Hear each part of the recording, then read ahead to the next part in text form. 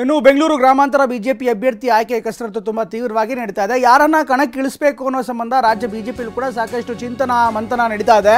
DK Suresh ವಿರುದ್ಧ ಸೂಕ್ತ ಅಭ್ಯರ್ಥಿ ಬೇಕಾಗಿದೆ. ಹೀಗಾಗಿ ಡಿಕೆ ಸುರೇಶ್ ವಿರುದ್ಧ ಡಾಕ್ಟರ್ ಮಂಜುನಾಥ್ರನ್ನ ಕಣಕ್ಕಿಳಿಸೋದಕ್ಕೆ ಎಲ್ಲ ರೀತಿಯಂತ ತಂತ್ರಗಾರಿಕೆಯನ್ನು ಮಾಡಲಾಗ್ತಿದೆ. ಕೇಂದ್ರೀಯ ಚುನಾವಣಾ ಸಮಿತಿಗೆ ಒಟ್ಟು 3 ಹೆಸರುಗಳನ್ನು ರವಾನೆ ಮಾಡಲಾಗಿದೆ.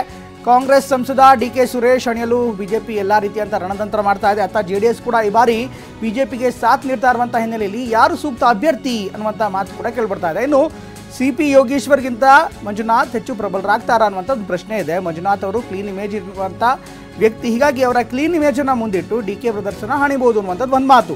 ಮಂಜುನಾಥ್ರನ್ನ ಅಭ್ಯರ್ಥಿಯಾಗಿ ಕಣಕ್ಕಿಳಿಸೋದಕ್ಕೆ ಈಗಾಗಲೇ ಎಲ್ಲ ರೀತಿಯಂಥ ಸಿದ್ಧತೆಗಳನ್ನು ಮಾಡ್ಕೋತಾ ಇದ್ದಾರೆ.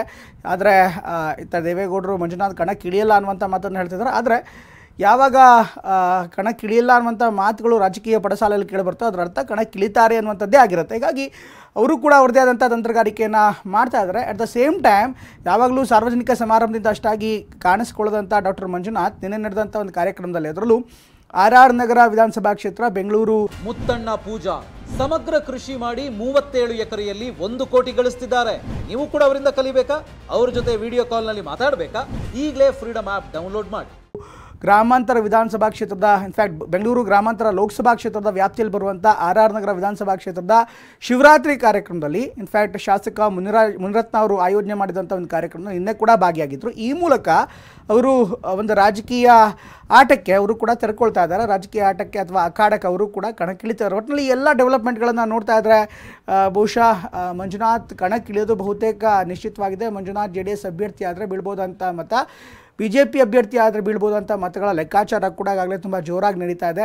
ಅವರು ಬರೋದ್ರಿಂದ ಏನೆಲ್ಲ ಲಾಭ ಇದೆ ಅನ್ನೋದು ಒಂದು ಮಾತಾದರೆ, ಜೊತೆಗೆ ಕಂಟೆಸ್ಟ್ ಮಾಡಿಸಿದ್ರೆ ಅದರಿಂದ ಆಗುವಂಥ ಪ್ರಯೋಜನಗಳೇನು, ಇದ್ರ ಜೊತೆಗೆ CP ಯೋಗೇಶ್ವರ್ ಅವರು ಕೂಡ ಇದ್ದಾರೆ, ಅವರನ್ನು ಕರೆತಂದರೆ ಏನು ಲಾಭ ಇದೆ. ಯಾಕೆಂದರೆ ರಾಜಕಾರಣದಲ್ಲಿ 2 ಥರದ ತಂತ್ರಗಾರಿಕೆ ಇರುತ್ತೆ. ಒಂದು ತುಂಬ ಸ್ಟ್ರಾಂಗ್ ಆಗಿರುವಂಥ ಲೀಡರ್ಗಳ ವಿರುದ್ಧ ಅದಕ್ಕೆ ಪ್ರತಿಯಾದಂಥ ಅಷ್ಟೇ ಸೂಕ್ಷ್ಮವಾದಂಥ ಅಭ್ಯರ್ಥಿಗಳನ್ನು ಕಣಕ್ಕಿಳಿಸಿ ಗೆಲ್ಲೋದು. ಮತ್ತೊಂದು ರಾಜಕಾರಣಕ್ಕೆ ರಾಜಕಾರಣದ್ದೇ ಸವಾಲು. ಹೀಗಾಗಿ DK ಸುರೇಶ್ ವಿರುದ್ಧ CP ಯೋಗೇಶ್ವರ್ ಕಣಕ್ಕಿಳಿತಾರೆ. ಇದೆಲ್ಲವೂ ಇದೆ. ಅದರ ಬಹುತೇಕ ಡಾಕ್ಟರ್ ಮಂಜುನಾಥ್ ಹೆಸರಿಗೆ ಸಮ್ಮತಿ ವ್ಯಕ್ತವಾಗಿದೆ ಅಂತ ಹೇಳಾಗ್ತದೆ. ಆದರೆ ಮಂಜುನಾಥ್ JDS ಸಿಂಬಲಿಂದ ಕಣಕ್ಕಿಳಿತಾ ಅಲ್ಲ, ಬದಲಾಗಿ BJP ಸಿಂಬಲ್ನಿಂದ ಕಣಕ್ಕಿಳಿತಿದ್ದಾರೆ ಅಂತ ಹೇಳಲಾಗ್ತಾ ಇದೆ. ಒಟ್ಟಿನಲ್ಲಿ ಎಲ್ಲ ಬೆಳವಣಿಗೆಗಳನ್ನು ಗಮನಿಸ್ತಾ ಇದ್ದರೆ ಬೆಂಗಳೂರು ಗ್ರಾಮಾಂತರದ ಆಟ ಈಗ ಸಾಕಷ್ಟು ಕುತೂಹಲ ಮೂಡಿಸಿದೆ.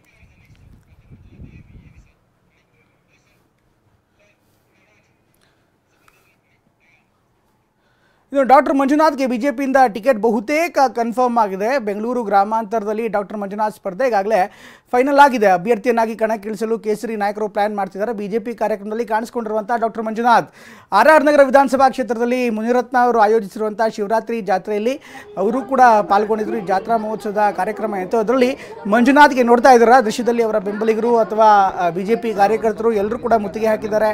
ಈ ಮೂಲಕ ಅವರನ್ನು ಅಪ್ಕೊಳ್ಳುವಂಥ ಪ್ರಯತ್ನ, ಮುತ್ತಿಗೆ ಅಂದರೆ ಇದು ಗೆರಾವಲ್ಲ, ಬದಲಾಗಿ ಪ್ರೀತಿಯಿಂದ ಅವರನ್ನು ಸುತ್ತುವರೆದಿದ್ದಾರೆ. ಹಾಗಾಗಿ ಅವರು ಕಣಕ್ಕಿಳಿಬೇಕು ಅನ್ನುವಂಥ ಮಾತುಗಳು ಕೂಡ ಕೇಳಿಬರ್ತಾ ಇದೆ. ಜೊತೆಗೆ CP ಯೋಗೇಶ್ವರ್ ಅವರು ಕೂಡ ಅವ್ರ ಜೊತೆಗಿದ್ದಾರೆ, ಮುನಿರತ್ನನೂ ಕೂಡ ಜೊತೆಗಿದ್ದಾರೆ. ಹೀಗಾಗಿ ಇವರೆಲ್ಲರನ್ನೂ ಕೂಡ ನೋಡ್ತಾ ಇದ್ದರೆ ನಿಜಕ್ಕೂ ಒಂದು ವಿಶೇಷವಾದಂಥ ಸಂದರ್ಭಕ್ಕೆ ಅವರೆಲ್ಲರೂ ಸಾಕ್ಷಿ ಆಗ್ತಾರೆ. ಈಗ ಮಂಜುನಾಥ್ ಈಗ ರಾಜಕಾರಣಕ್ಕೆ ಬರೋದು ಬಹುತೇಕ ಪಕ್ಕ ಅಂತ ಹೇಳಲಾಗ್ತಾ ಇದೆ. ಇನ್ನೂ ಸಮಯ ಬೇಕು, ಇದ್ರ ಬಗ್ಗೆ ಆಲೋಚನೆ ಮಾಡ್ತಾ ಇದ್ದೀನಿ. ಅಲ್ಲ ಸರ್, ಇವತ್ತಿಗೂ ಕೂಡ BJP ಎಲ್ಲ ಕಾರ್ಯಕ್ರಮದಲ್ಲಿ ಗುರುತಿಸ್ಕೊಂಡಿದ್ವಿ. ಅಲ್ಲಲ್ಲ ಸರಿ, ಇದು ಬೇಸಿಕಲಿ ಮಹಾಶಿವರಾತ್ರಿ ಕಾರ್ಯಕ್ರಮ.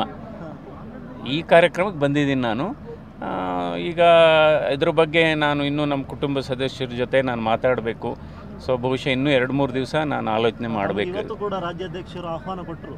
ಅಲ್ಲ, ಆಹ್ವಾನ ಕೊಟ್ಟಿರೋದು ನಿಜ, ಆಹ್ವಾನ ಕೊಟ್ಟಿರೋದು ನಿಜ. ಬಟ್ ಆದರೆ ಅಂತಿಮವಾಗಿ ನಾನು ಇನ್ನೂ ಇದ್ರ ಬಗ್ಗೆ ಆಲೋಚನೆ ಮಾಡ್ತಾ ಇದ್ದೀನಿ.